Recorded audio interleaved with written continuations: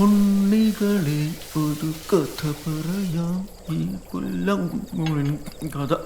അമ്മേ, Atkins diet എന്നോ മറ്റോ ഇതിന്റെ പേര്. നമ്മൾ പ്രോട്ടീൻസ് മാത്രം ഉപയോഗിച്ച് ഫാറ്റ് ബേൺ ചെയ്യുന്നു. അമ്മയ്ക്കൊരു ഷിബുവിന് ഓർമ്മയുണ്ടോ? അറിയാം, പണ്ട് സെപ്റ്റിക് ടാങ്ക് കഴിയും ആറ്റിലൊഴിക്കാൻ പോലീസ് പിടിച്ച ഷിബു അല്ലേ? അല്ല, ആ നിന്റെ കൂടെ സ്കൂളിൽ പഠിച്ചിരുന്ന ഷിബു, ആ മുട്ടോളം ചൊറിയുള്ള ചെറുക്ക്. ആ ചൊറിയും വെച്ചോണ്ട് ആ ചെക്കൻ സുഗമ ഹിന്ദി പരീക്ഷ 1ാം ക്ലാസ്സിൽ പാസ്സായില്ലേ? അയ്യോ, അത് മൂക്കട്ട ഷിബു. അവനിപ്പോ അമേരിക്കയിൽ വലിയ നിർത്തുവോ? എനിക്ക് ഭക്ഷണം കഴിക്കണം. കഴിച്ചോ? കഴിക്കുന്നതിന്റെ ദേഹത്ത് കാണാനുണ്ട്. ഞാൻ നല്ല മെലിഞ്ഞ് തന്നെയാ ഇരിക്കുന്നത്. അതെന്നും കൂടി ഒരാൾ പറഞ്ഞതേ ഉള്ളൂ. ആര്? ഒരാക്രിക്കാരൻ. നീ പറ, ഷിബു ഏതാ? Mister India.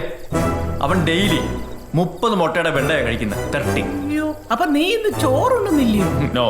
അതെ, ഭക്ഷണം വേണ്ടെന്ന് വെച്ചിട്ടുള്ള ആരോഗ്യ സംരക്ഷണം ഒന്നും വേണ്ട. ഇലക്ഷൻ പ്രഖ്യാപിച്ച് പ്രചരണം തുടങ്ങിയാലേ പിന്നെ സമയത്തിനും കാലത്തിനും ഒന്നും തിന്നാൻ പറ്റില്ല.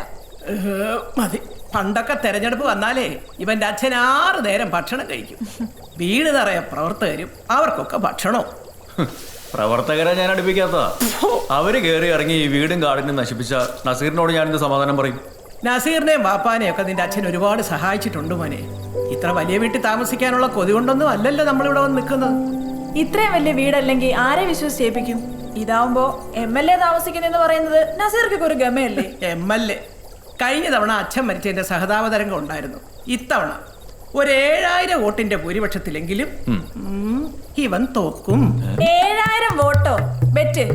ബെറ്റ്. എത്ര രൂപ? 7000 രൂപ ഞാൻ തരാടി, നീ ബെറ്റ് വെക്ക്. 7000 രൂപയ്ക്ക് ഞാൻ ബെറ്റ് വെക്കുന്നു. ഇത്തവണത്തെ ഇലക്ഷന് എന്റെ കലേഷേട്ടൻ ഒരു 10000 വോട്ടിനെങ്കിലും തോറ്റിരിക്കും. 7000. 10,000. മനുഷ്യരെ ഭക്ഷണം കഴിക്കാൻ സമ്മതിക്കില്ല. ചുമ്മാ കുണുങ്ങളൊന്ന് പറഞ്ഞോണ്ടിരുന്നോളൂ. മുട്ടയോ? അത് ഇലക്ഷൻ കഴിയുമ്പോ കിട്ടിക്കോളൂ. നമ്മള് ഗ്രൂപ്പിൽ ചർച്ച ചെയ്യുന്ന കാര്യങ്ങള് ആരെയും പുറത്തുപോയി ഷെയർ ചെയ്യുന്നത്? ഞാൻ അയച്ച വോയിസ് നോട്ടും അതിന്റെ സ്ക്രീൻഷോട്ടും രണ്ടും കൂടി അന്നഫീസയ്ക്ക് കിട്ടിയിരിക്കുന്നത്. അത് ചെയ്തവളുടെ തലയിൽ ഇടുത്തി വീഴും. ആരായാലും ഗതി പിടിക്കും. നിന്നോട് ഇത് കുത്തിയിട്ട് വർത്തമാനം പറയരുതെന്ന് ഞാൻ പറഞ്ഞിട്ടില്ലേ? അത് ചെവിയിൽ പിടിക്കണമെന്നല്ലേ ഉള്ളൂ. നിന്റെ ചെവി. ആരാ? കലേഷേട്ടനാ. ഓ, നമ്മളവിടെ പറഞ്ഞു നിർത്തിയത് ആ ഇടുത്തി വീഴുന്ന കാര്യം. അതെ, ക്യൂട്ട് ലേഡീസ് എന്നുള്ള ഈ ഗ്രൂപ്പിൽ നിന്ന് ലെഫ്റ്റ് അടിച്ചു പോയാലോ എന്ന് പോലും ഞാൻ ആലോചിച്ചതാ. അത് വേണ്ടടോ. പിന്നെ ആ സൗമ്യയുടെ ഹസ്ബൻഡ് മിക്കവാറും അവളെ ഡൈവേഴ്സ് ചെയ്യും. അവർക്ക് അങ്ങനെ തന്നെ വേണം. എന്നാലും ഞാൻ കുറ്റം പറഞ്ഞതിന്റെ ആ സ്ക്രീൻഷോട്ട് എടുത്തത് ആരായിരിക്കും? വിട്ട് കളയടി. അത് ചെയ്തവള് വെള്ളം കിട്ടാതെ ചാവുന്ന എനിക്ക് കാണണം. നമുക്ക് വേറൊരു ഗ്രൂപ്പ് തുടങ്ങിയാലോ? ഓക്കെ. അല്ല, നമ്മുടെ പുതിയ ഗ്രൂപ്പിന് എന്ത് പേരിടും? Positive thinkers. അത് കൊള്ളാം. എന്നാ ബൈ, പിന്നെ കാണാം. ബൈ. നിന്നോട് എത്ര തവണ ഇതിൽ വെള്ളം പിടിച്ച് വെക്കണമെന്ന് ഞാൻ പറഞ്ഞിട്ടുണ്ട്. അയ്യോ, ഇത് പച്ചവെള്ളമാണോ? അടുക്കളയിൽ ജീരകമുള്ള ഇരിപ്പുണ്ടായിരുന്നല്ലോ. നിനക്ക് ഒരു കാര്യം അറിയോ? നമ്മൾ മനുഷ്യരല്ലേ? ദിവസവും 8 ലിറ്റർ വെള്ളമെങ്കിലും കുടിക്കണമെന്നാ കണക്ക്. വെള്ളം ഫാറ്റ് ബേൺ ചെയ്യും. ഇന്ന് കേറി വന്നപ്പം പോലെ തുടങ്ങിയതാണല്ലോ ഈ ഫാറ്റ് ബേണിങ്. ഞാൻ അന്നും ഇന്നും 56 കിലോയേ ഉള്ളൂ. ഒരൊറ്റ പ്രസവം കൊണ്ട് അതൊക്കെ അങ്ങ് മാറും. അതിനങ്ങനെയൊന്നും നമ്മുടെ ജീവിതത്തിൽ ഇല്ലല്ലോ, അല്ലേ?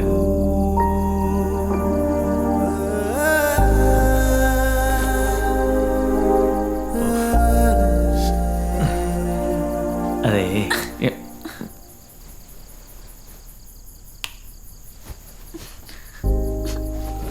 നീ കരയാണോ?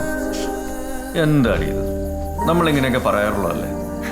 നിനക്ക് വിഷമായോ? ഒരു കുഞ്ഞ് നമുക്ക് കൂട്ടായി വരും, നമ്മുടെ 2 പേരുടെ ആഗ്രഹം പോലെ. എന്തോ അടിക്കാരി എന്താടി കിണിക്കുന്നത്? ഒന്നുമില്ല. നാളെ രാവിലെ മുതൽ ഓടാൻ പോകുന്ന ആളെ ഒന്ന് നോക്കിയതാ. ഇനി മുതൽ ദിവസവും രാവിലെ പോകും. എന്തേ? കഴിഞ്ഞ ബർത്ത്ഡേക്കും ന്യൂ ഇയറിനും ഒക്കെ ഞാനിത് കേട്ടതാ. കിടന്നോ മടി. നാളെ മുതൽ ഫാറ്റ് ബേൺ ചെയ്തിട്ട് കാര്യം. Come on റക്കനേഷ്.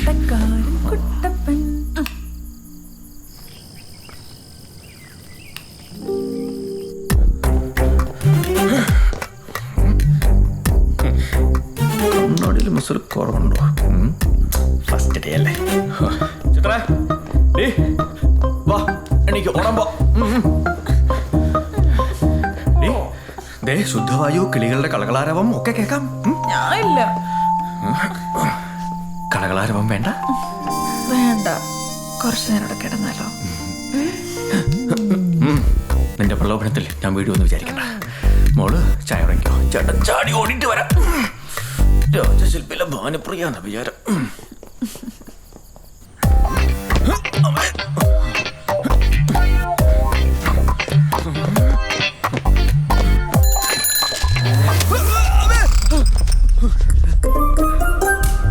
കഴുത്തറുത്താനല്ലോ.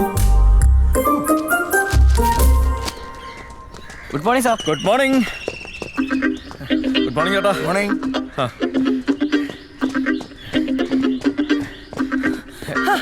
Good morning sir. Morning. ഒറ്റയ്ക്കേ ഉള്ളോ? അല്ല, സാറിനെ ഇതിനു മുമ്പ് ഈ വഴിക്കൊന്നും കണ്ടിട്ടില്ലല്ലോ. ഞാൻ സാധാരണ വേറെ വഴിക്കാ. 20 കിലോമീറ്റർ. 20 കിലോമീറ്റർ? ഞാൻ അരമണിക്കൂർ. സമയക്കണക്കാ. ചിന്നമ്മ ചേച്ചിയേ, പാട്ടി നീ ബ്രേക്ക്ഫാസ്റ്റ് വേണ്ടല്ലോ. പുറകെ പോക്കോ, തനിക്കും കിട്ടും. കിണലെങ്കിലും പേടിക്കണ്ട കേട്ടോ. ഞാനിതൊക്കെ അതിർത്തിയിൽ കുറെ കണ്ടതാ. സംസ്കാരമില്ലാത്തവന്മാരാ സാറേ.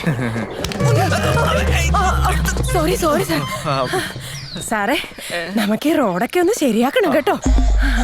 സാറ് ഭയങ്കര നാണക്കാരനെന്ന് തോന്നുന്നു. ഒന്നും മിണ്ടുന്നില്ല. ഓടുമ്പോ മിണ്ടാൻ പാടില്ല. ഓ സാറേ, നമ്മുടെ ഈ ശരീരം എന്ന് പറയുന്നത് നമ്മുടെ അസറ്റാ. സാറ് ഭയങ്കര ലക്കിയാ. സാറിന്റെ അബ്ഡമൻ ചെറുതാ. ഞാനേ ഈ വഴിക്കാ. അല്ല സാറേ, ഞാനും വരാം. ഒരു ദിവസം വഴി തെറ്റിച്ചെന്ന് പറഞ്ഞ് ഒരു കുഴപ്പമില്ല. ഇനി ഇപ്പൊ വീട്ടിൽ പോകാം. ഓട്ടം മാത്രമല്ലടാ, കിടപ്പ് വന്നിച്ചാ നിനക്കല്ല. ഊള.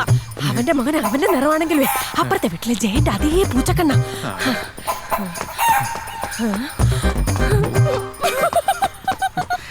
എന്താ ചിരിക്കുന്നേ? പണ്ട് ബോംബെയിൽ ഒരു മദൻ സാർ ഉണ്ടായിരുന്നേ.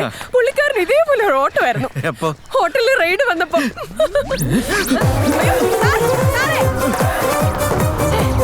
ഇപ്പോഴത്തെ മന്ത്രിസഭയിലെ ധൈര്യമുള്ള ഒറ്റ ഒരുത്തനില്ലേ?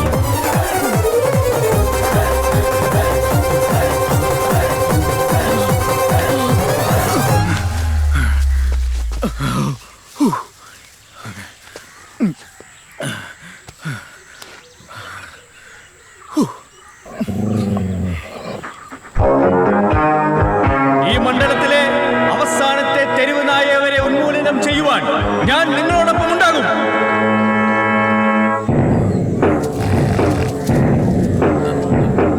മറക്കണോ? എന്താ ഞാൻ മറക്കേണ്ടത്?